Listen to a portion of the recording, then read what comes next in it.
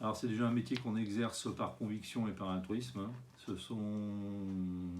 faut du dévouement, il faut de la clairvoyance, il faut être charitable, il faut être ouvert, disponible à une formation sans cesse qui est de plus en plus importante et qui demande une évolution constante.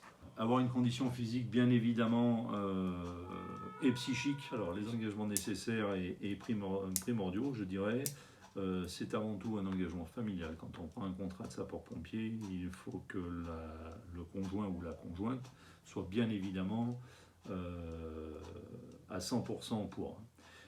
On n'est pas sapeur-pompier juste parce qu'on aime ça et se faire plaisir. Il faut derrière, bien évidemment, que le groupe familial suive, et ça, c'est primordial.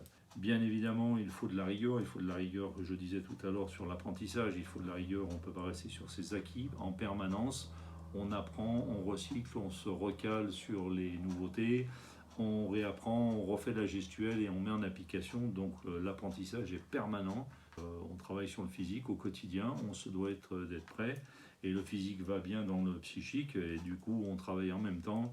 On se vide un peu l'esprit de manière à être serein sur l'ensemble de nos interventions. De la disponibilité, bien évidemment, puisque la disponibilité, je rappellerai que, bien par exemple sur la commune où je suis officier, bien on a 70 sapeurs-pompiers volontaires qui sont tous disponibles et on a une couverture opérationnelle 24 heures sur 24.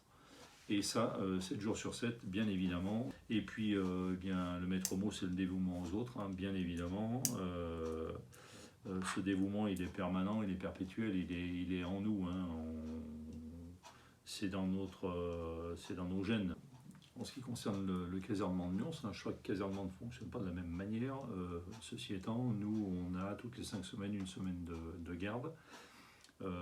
Donc nous sommes sapeurs-pompiers volontaires, nous avons à l'appel du BIP, puisque nous travaillons avec ce genre d'outil hein, qui est activé sur chaque intervention. Donc le centre de traitement d'alerte donc envoie sur l'adresse, la commune et le lieu précis avec le nom, etc. Envoie donc un appel sur la zone concernée et les bips qui sont activés sont les bips de secteur pour qu'on puisse répondre à l'appel.